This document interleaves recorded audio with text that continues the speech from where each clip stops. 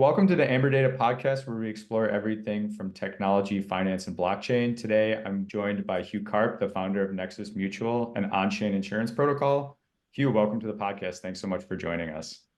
Cool, not a problem. Thanks thanks a lot for having me on. Yeah, absolutely. So, Hugh, before we jump into like the meat and potatoes of Nexus, I'd love to just kind of get a background on yourself. Like, what got you into this space? What got you to build in this space, and why? And Nexus has been around. You guys launched in 2018, 2019. Yeah, 2019. We've been around for a little while now. Yeah. Yeah, so you guys have kind of seen the space develop. So I'd love to kind of go your journey into this space, into building a protocol in the space and kind of how it's developed further. And then, then we can obviously jump into everything that you guys are doing right now. And space is really interesting. So yeah, I'd love to learn about how did you get into this space?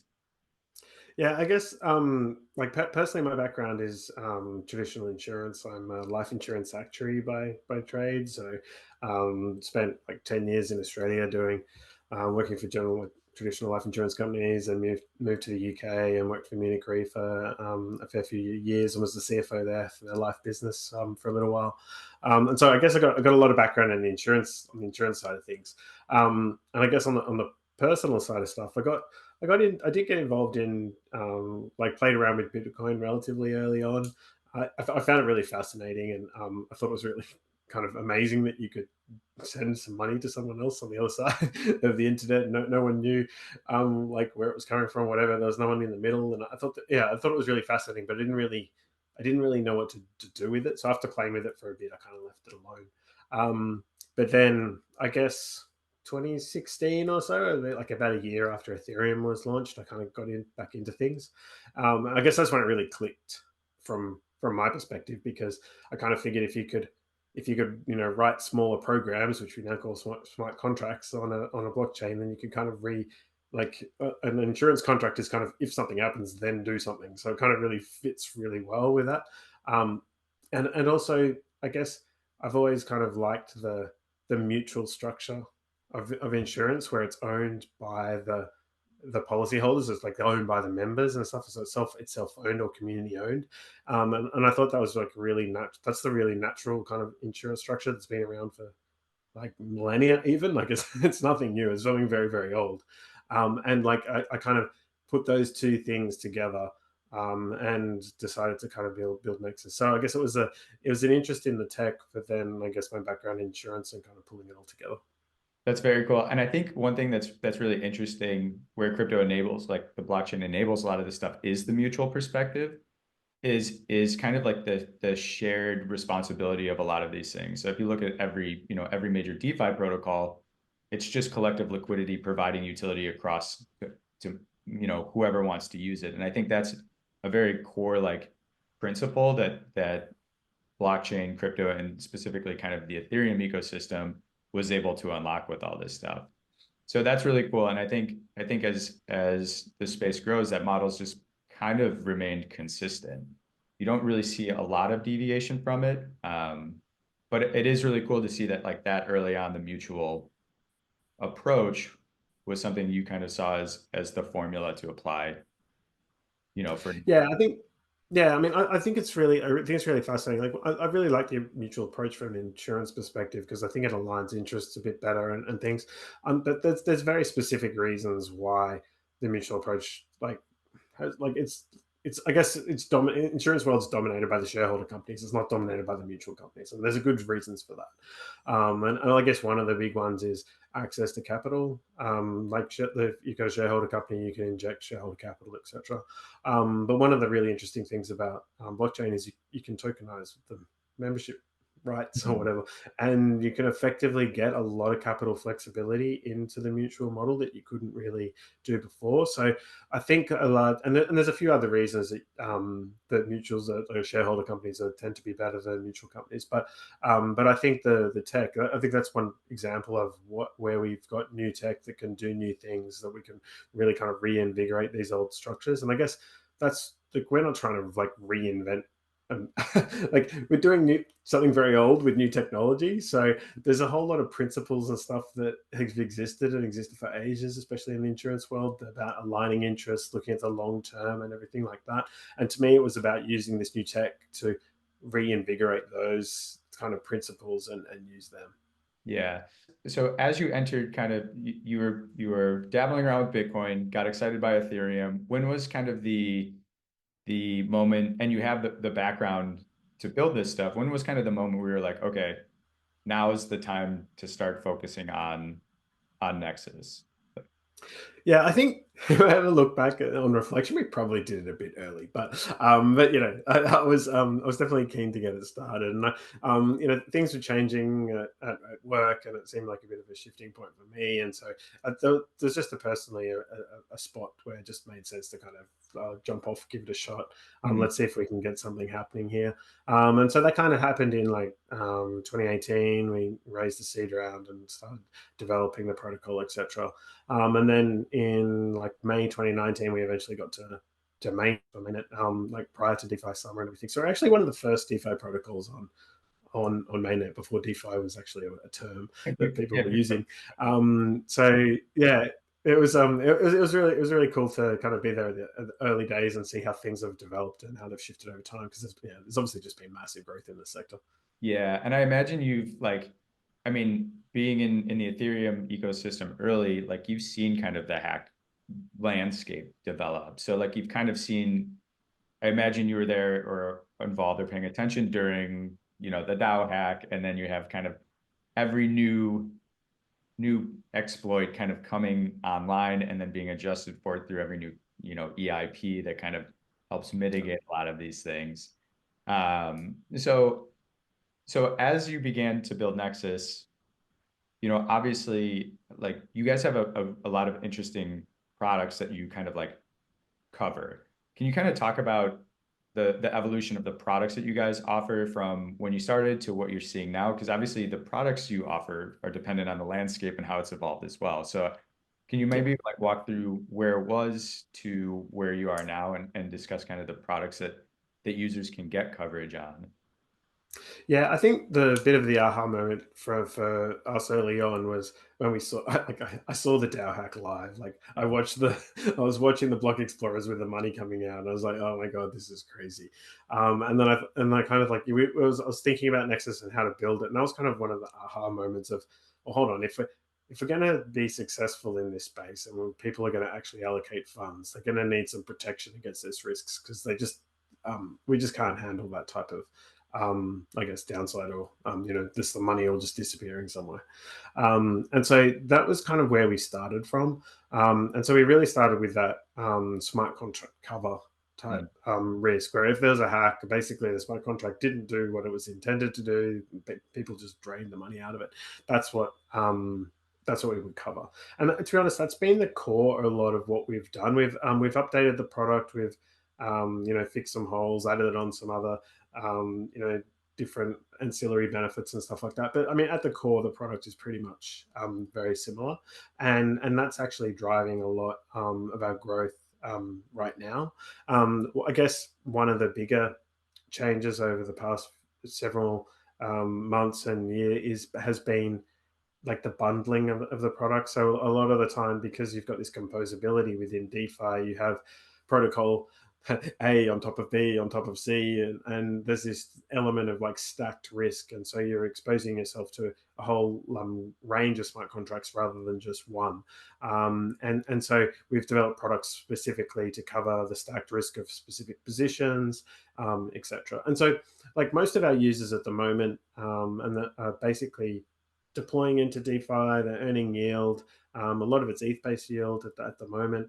And they're getting, somewhere from 20, 30, 40, 50% APYs. And obviously that comes with its own degrees of risk, but we tend to cover the smart contract risk on that. So they can deploy and get a relatively high yield, take off the cost of coverage, and still be in a pretty good position, but from a yield perspective, but be much more comfortable from a risk perspective on the likelihood of the full principal loss is extremely reduced. So that's kind of the main users we've got at the moment. And we, I guess, just more in terms of like who uses our platform, it's kind of like a bit of that 80-20 rule, but like 80% of the volume is kind of driven by 20% of the Mhm.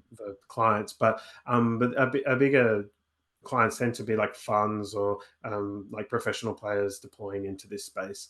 And so they and then we often work with them, on messaging on Telegram all the time to Yeah. make sure they got the right capacity in the right places to get the coverage that they need. So so I think it's working really well on that side of things.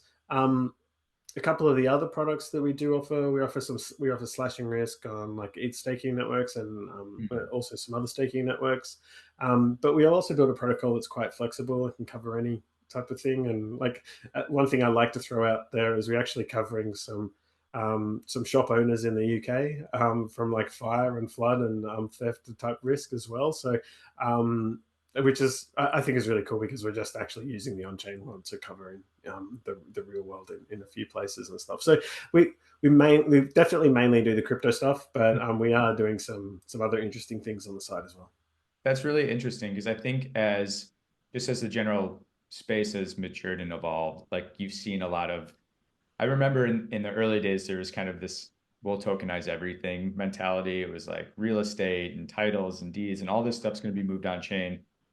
And you realize like there's a lot of like regulatory red tape that doesn't let you just like do that instantly. But we're kind of at this like inflection point, I feel, where things, real world assets are coming on chain and vice versa. Like the on chain world is being used to kind of unlock liquidity in kind of the real world, quote unquote real world. I think this is all Yep. real, but but I think Yep. kind of the on-chain and off-chain components are starting to mingle a lot more, which is really cool to see that you guys have exposure or products that offer, coverage from that perspective.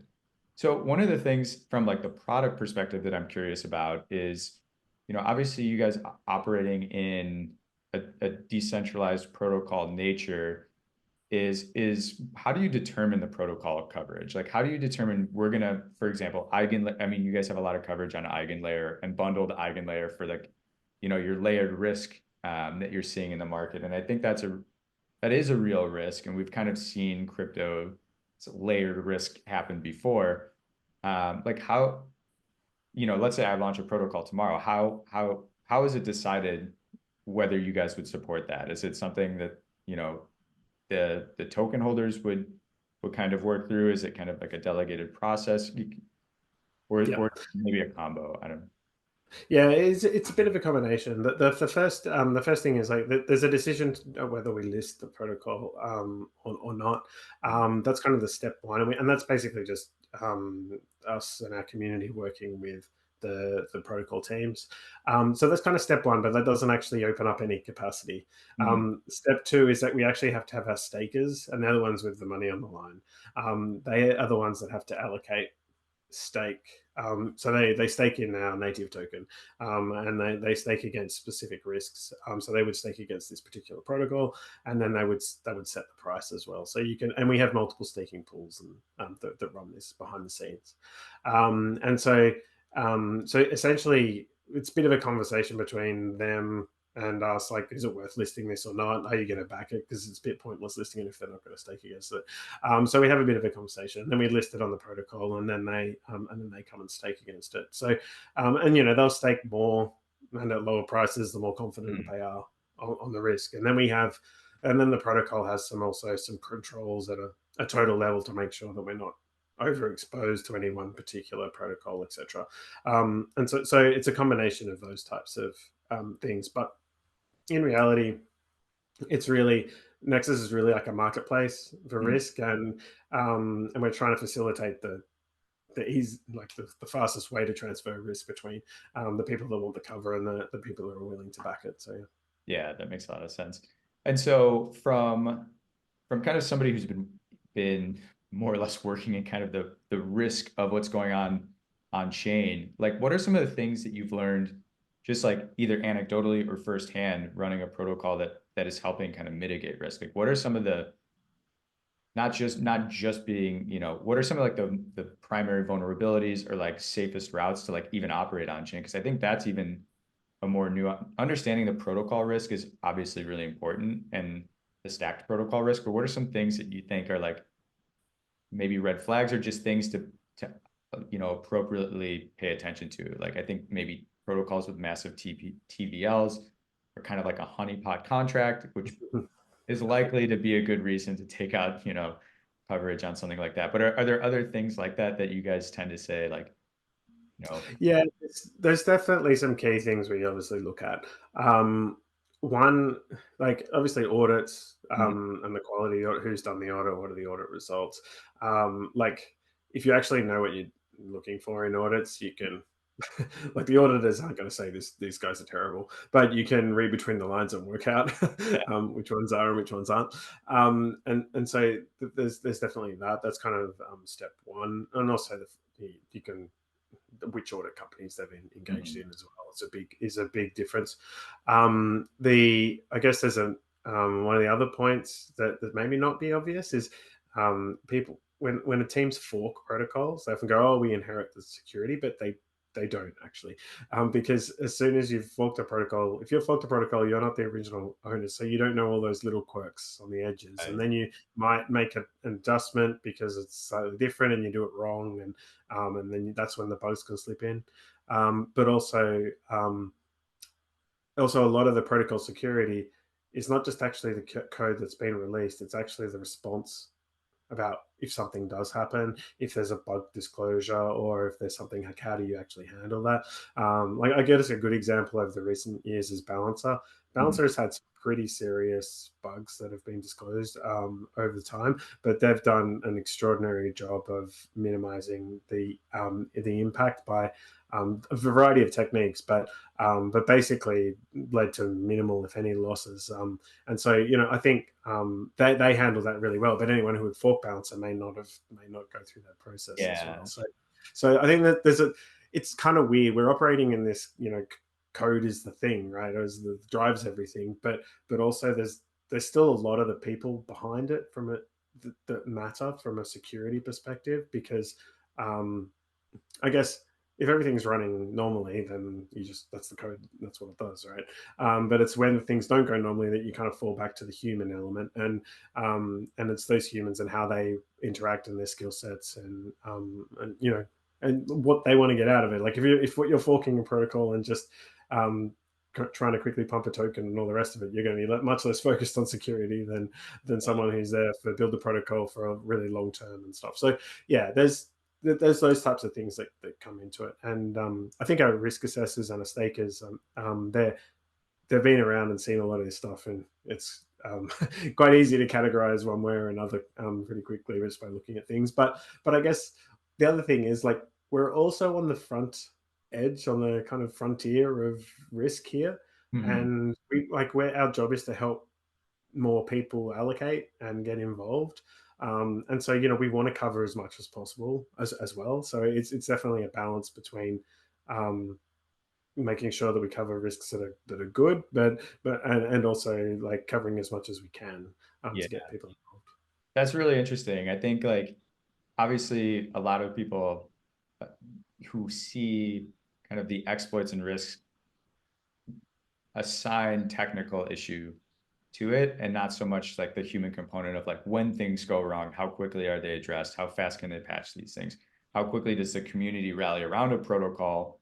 And I think those are some of the other like the interesting components is like the shared nature of a protocol allows like the community to kind of like drive the fix or even like the innovation of a protocol. You can fork, obviously you can fork any protocol almost, I mean, theoretically. And but that doesn't mean you're going to capture the same audience. And so that's a really interesting way to kind of look at the way that you assign risk outside of just like the audits and the technical piece, but like the responsiveness and the human element, because you're right. At the end of the day, like humans are pushing the deploy button to fix these things. This isn't like a fully automated, autonomous ecosystem as much as it aspires to be. There's still that piece. So on kind of like the risk side now, like assume that like a user has coverage on a protocol and they experience an exploit and they're going through the claims process, right? So like in my mind, if I had like a shared mutual, I wouldn't want to minimize my payouts. But like how do you determine the validity of a claim? Because like I notice a lot of them are like, we don't, it's not like deep pegging risk. We don't cover, or maybe it's product by product, but or like rug pulls obviously is like a very common one, but it's like unintended use of the code is generally like the primary focus of this. So like, what's the determining factor, and how does that process go through once an exploit happens? Yeah, I mean, essentially, yeah, it's a human process because Mhm. you have to Yeah. basically at that point the code's broken. You can't rely on the code anymore, so we can't do a formulaic approach, right? Mhm. So you are into the world of humans, but the way it works is we have an incentive mechanism where anyone can stake out a token to vote on claims, and they must lock that up for a longer period of time. And there's a threat of that stake being burned if they clearly vote maliciously, like if they deliberately approve a claim that's clearly not a claim, or vice versa. Mhm. And so, yeah, because you need that so that the system can't be attacked. But in general, the everything within Nexus is all about aligning incentives over the long term, and Mhm. so the claims assessment process is like critical in this, because if we don't pay claims, then the mutual might as well not exist. Right. And so everything is a design for the long term, because if you're just looking at one claim and you're just looking at the short term, then you shouldn't approve any claim because it doesn't make any sense. Right. But if you want to play a repetitive game over a longer term, then there's value by approving the genuine claims. Mhm. And so there's essentially a voting mechanism with a staking on top of it. And what that's effectively become is a smaller group of like 5 to 10 people within the mutual that have kind of self-selected claims experts, and they're the ones that generally vote on these things. I mean, with most of the protocol hacks, it's pretty clear one way or another what's Yeah. if it's within it or not. And from a user point of view, all you have to do is like prove that you controlled an account that was impacted, and then so you just sign a message from an account that was obviously that was impacted, and then you basically will get the claim payment once it's approved through the process. I guess you know the only thing we can really say there is like we can point to our track record now, and we've paid like 18 million of claims over. I can't remember how many events, but it's probably something like 10 to 12 events. And so we've paid out on a whole bunch of smart contract hacks, Euler being probably the biggest one. But like even from Yearn, BZX way back when, and then there's been a cream, there's been a whole bunch of them. But we've also paid out on things like FTX and Celsius when we offered custody coverage for those products as well. So Nice. um, That's a great. so yeah, we paid about 4.5 million on FTX at the time. Wow. Um, so yeah, like 18 million is not it's a small number. So we are definitely, it takes a long time to prove these things, Yeah. but I think we're on the right track, and we can obviously need more history and stuff to will Yeah. increase confidence. But I think we're definitely on the right track. Yeah, absolutely. And one of the things that's really interesting from a data perspective is like, I mean, you can say you paid out your track record, and we can see you've paid out. Like, we can see and quantify your track record, and we can see and quantify the coverage that your users have taken out, and we can, so like, you have like a risk assessment strategy, but also like the community has this like layered like ability to monitor and maintain like their view into what Nexus is doing. And like, it's really interesting from that perspective, is like you have this like automated risk view into the protocol itself. So if you have questions on how are our token holders voting on claims, how are they staking their assets, like how's coverage shifting from protocol to protocol, like you can really see this stuff. And I think that's like, from a user perspective, is really interesting. Like, if I were operating on chain without any knowledge, I mean, TVL is a really good metric to see things that are interesting and people are using. But on the inverse, like, I want to see where they see that risk as well. And so where they're exposing or looking for coverage is kind of them ascribing where they see potential risk at the same time. And so I think that's another like really interesting view that I don't know, maybe from your time in like the traditional insurance world, I don't know how that differs from what you guys are seeing, but I'd be curious, like, the transparency. Massively. Yeah, I think that's a really interesting point. Like, Yeah, I was a CFO role in the traditional insurance company, so yeah, I had the quarterly, yearly reporting Uh, cycles to get through and everything, and when it came down to it, you had like it took you 3 months to get the view of where you were like 3 months ago. And here we just have real time data on absolutely everything. It's such a massive shift. When I show people from my like old colleagues or people from the traditional industry, like, oh yeah, how's your finances doing? Or how's the mutual going? Okay, you can see everything. Here you go. Here's yeah, every single policy. Here's every single claim we've paid or denied. You can see you can come to your own view on if that was the right thing or not.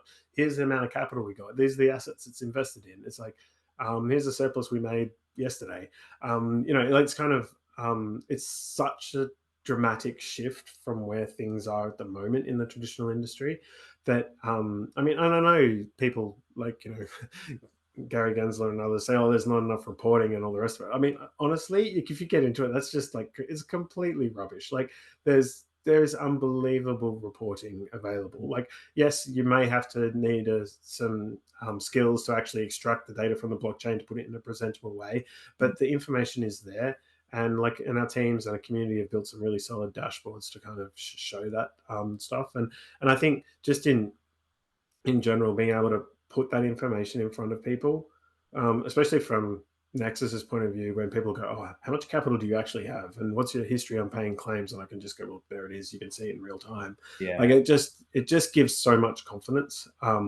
We are doing something new, but and take confidence takes time to build, but that's a big part of it.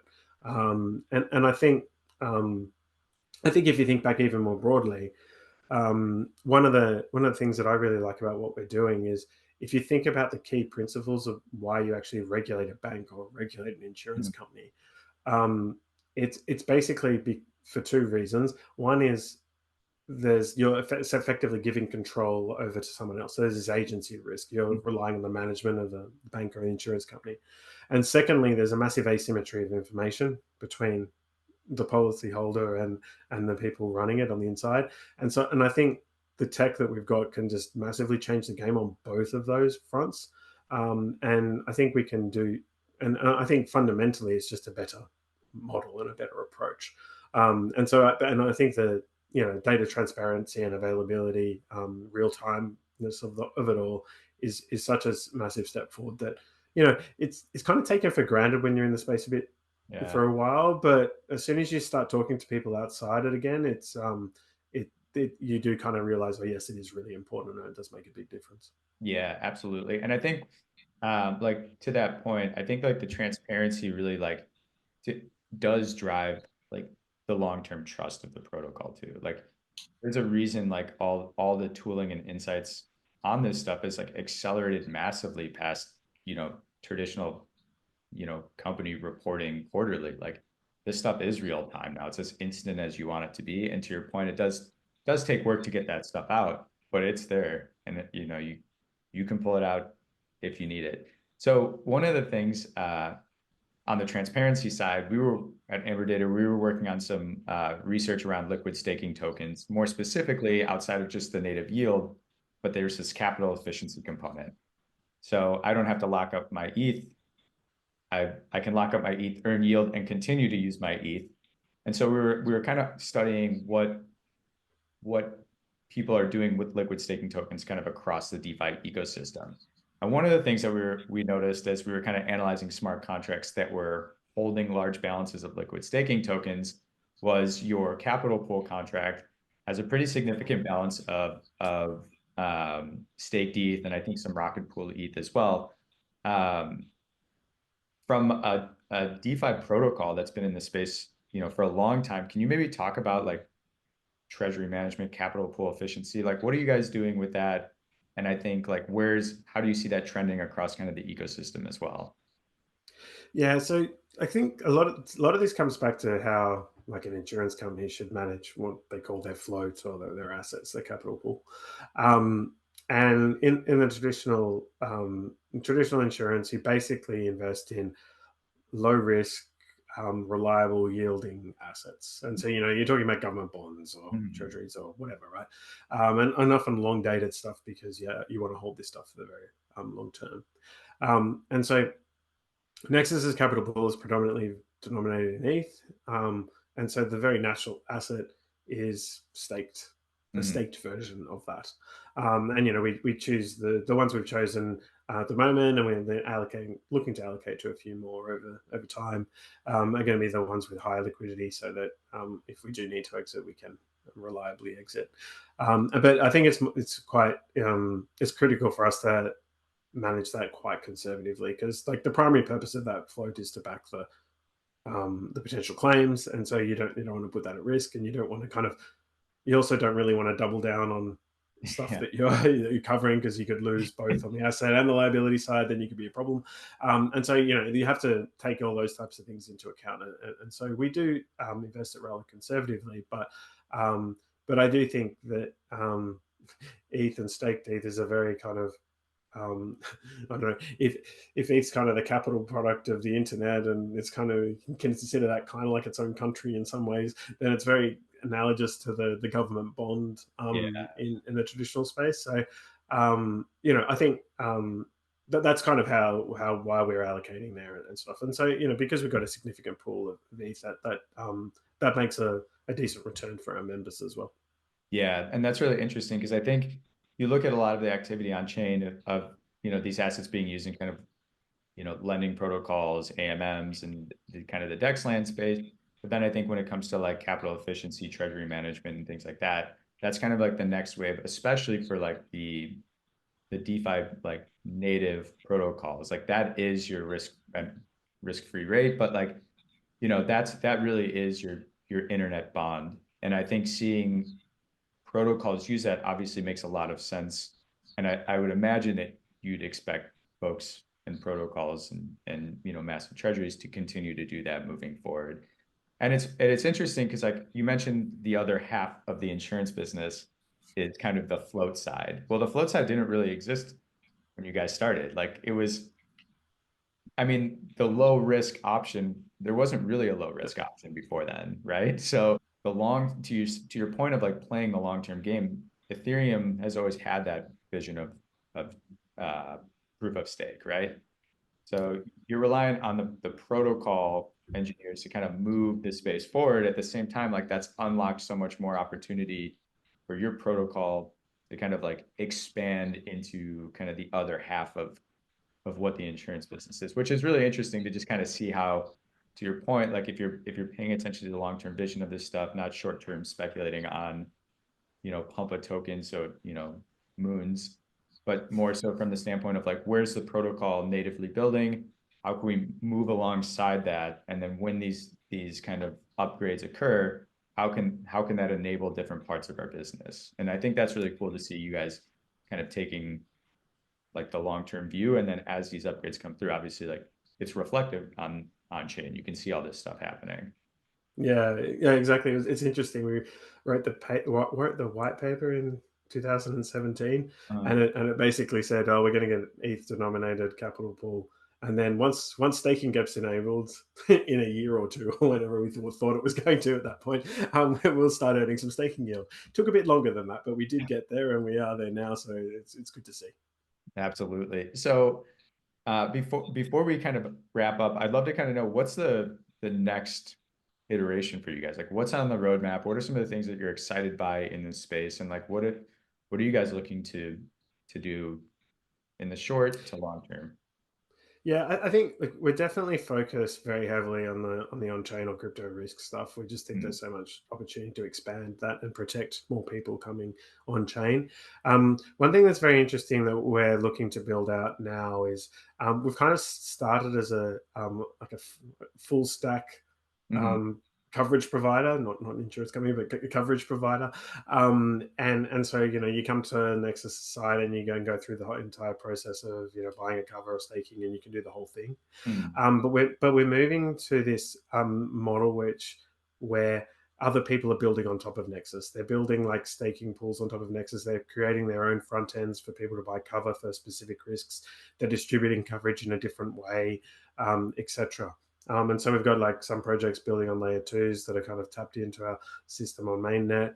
And so there's definitely different things there. So they're building more embedded coverage, more like bundled coverage, like more point of sale integrations and stuff like that. So that's very interesting. But we're also, if you actually become a staking pool manager and you've got a new product idea or something that you want to sell to someone else, then you can also develop it Hmm. and like develop the product yourself, and we can help you get it listed on Nexus and stuff. So we're actually kind of turning Nexus more into a protocol. It's more about a marketplace for risk. And so we've started this full stack, but then we're looking to really grow the ecosystem a lot more broadly. So obviously still focusing on the crypto stuff for Yeah. now, but I think there's definitely a lot of potential in that. It requires experts that know what they're doing. Hmm. But we've got some good teams we're building on top of this now that are starting to show some good growth at the moment. So it's good to see. Yeah, that's really exciting. And I do think like that's one of the key like unlocks that crypto's allowed people to do is this kind of almost self, it's like the Uniswap model of like I can get an asset listed, without any permission. And so if you can kind of build these products on top of the protocol, then it's for the market, to your point, the marketplace is going to determine where they're going to allocate. So that's really interesting. That's exciting. Well, Hugh, I don't want to take too much of your time, but outside of the Nexus side of the world and being crypto nerds and probably living in this space and breathing this stuff, like what are some of the other things in the ecosystem that you're just paying attention to high level, or some of the areas that are just exciting or fun to explore in the, I would say the free time that you have, but I know there's probably not much of it. Yeah, I guess I there's so much now. I used to be able to keep on top of basically everything, and that was definitely a while ago. Haven't been able to do that for several years. But I guess since DeFi summer, it's kind of just got kind of crazy. But I think I'm more focused on the DeFi side of things. Just basically, that's where we operate. So I don't ask me about meme coins or whatever. I have no idea, or NFTs. I don't really know what's going on. But I guess more interested in the DeFi stuff. And I think one thing that I've kind of feeling at the moment is like I feel like the core protocols, the core functionality, or the big protocols, so the big things we want to do, like borrow or swap or whatever. Like I feel like most of that stuff's been developed. I mean, I'm sure you can all create tweaks and create a Yeah. slightly different new protocol and all the rest of it, but it feels like the bigger unlock from here is more going to be about user experience and bundling those into a nice thing for either end users if they're retail into a nice app or something like that. That type of thing. I feel like the more of the growth and more of the stuff that's interesting right now is more on that interaction side or UX side of things. Because I kind of feel like the core stuff's been built from an infrastructure protocol point of view, if you want to describe it that way. And so I'm looking forward to, and those are the types of things I'm kind of interested in and seeing where they go. Yeah, and I think that's so true. I think being in the space, you kind of take for granted a lot of the things that are inconvenient that you deal with, and they're just normal part of your workflow. But if you were to explain, if you try to onboard anybody, it's kind of anybody normal who doesn't really, exist in this space. It's pretty challenging. I would agree with you. It's exciting to see it. It's moving forward that way. I do think that there's a long way to go. Yeah. Well, Hugh, I appreciate you taking the time. Where can folks follow you, Nexus? Where can they check this out? And anything you want to plug for them to check out, be great. Yeah, just I guess follow us on X, at Hugh Karp or at Nexus Mutual. That's probably the easiest jumping in point. And then or you can go to nexusmutual.io and yeah, and find us from there. You can our app or join our Discord from there if you want to chat about things Nexus. But yeah, I guess we're kind of all over the place, but there's always someone there to help you out if you've got any questions and stuff. And I guess we're always happy to answer questions on risk and that type of thing because that's where we've got a decent chunk of expertise. So yeah, check us out. One of our community members, Brave New DeFi, releases a state of the yields report every. He's trying to do it every week. I think he's doing it every 2 weeks, but we'll see how it goes. But that's really good to follow if you're looking at DeFi and where the yields might be. So that's probably the thing to plug Oh, if you're interested amazing. in a bit Okay, more. we'll add the link to, it's a newsletter that is Yeah. perfect. I'll give you the link after, and we can go from there. Add it in. Beautiful. Well, Hugh, thank you so much for joining. We really appreciate you taking the time. Cool. No, thank you for having us on. It's yeah, really good to chat. Thank you. Absolutely.